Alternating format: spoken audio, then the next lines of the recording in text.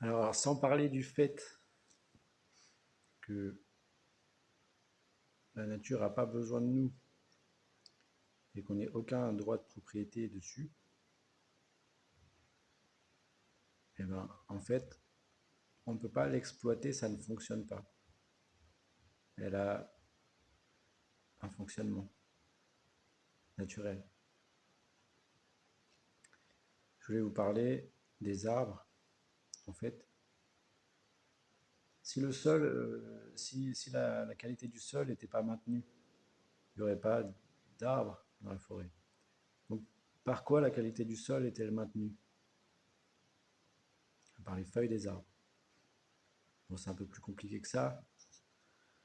En vérité, la majeure partie de la matière organique qui fait la fertilité du sol vient des êtres vivants. Une multitude d'êtres vivants. Et ces êtres vivants-là, ils vivent grâce à un sol qui est couvert par les feuilles des arbres. Voilà.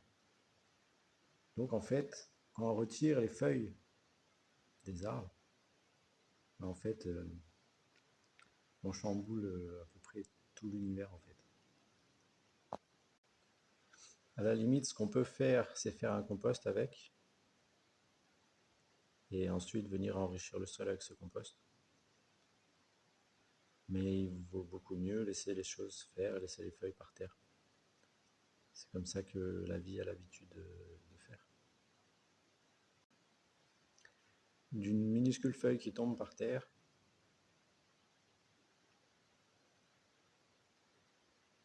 ça fait le repas de quelqu'un. Et ce quelqu'un-là, il est le repas d'un autre. Et ainsi de suite. Donc, on ne se rend pas compte. Mais en fait, chaque feuille, bah, c'est un univers. Et le bois, c'est le surplus. Le sol, il n'est pas maintenu par le bois. On peut prendre du bois sans appauvrir le sol. Et le cycle vertueux. C'est pas facile à transmettre, mais en fait, c'est très simple à comprendre.